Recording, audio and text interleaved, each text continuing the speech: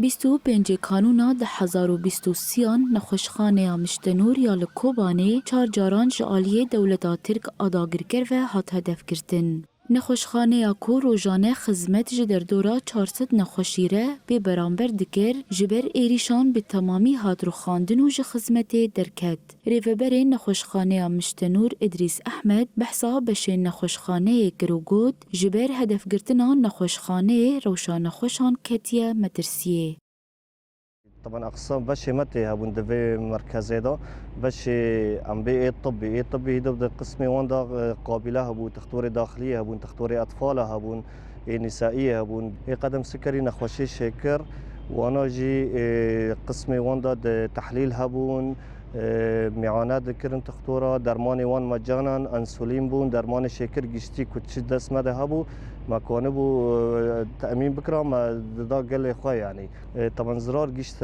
إسحافة جشت مركزي جشتي مركز جارك خدمة دركاد زرار كي بر جران لسر ملت شيبو ملت خاصة دفيد دمين هذا درمان كج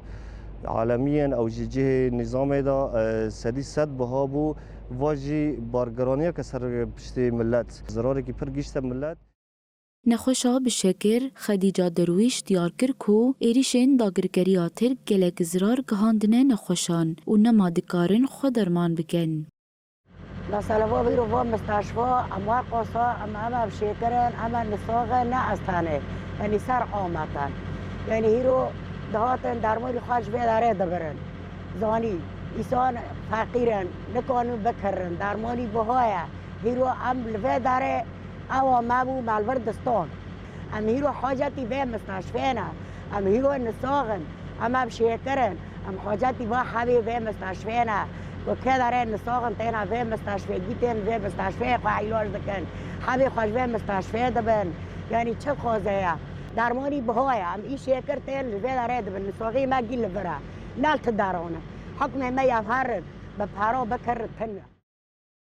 لگوری راپورا دسته تندرستیه جبر ایریشان زیان به $200,000 امریکی لنخوشخانه بویا. دسته تندرستیه یا کانتونا فراتیجی دناوا هولدانان ده کو نخوشخانه مشتنور جنوب آوابگه.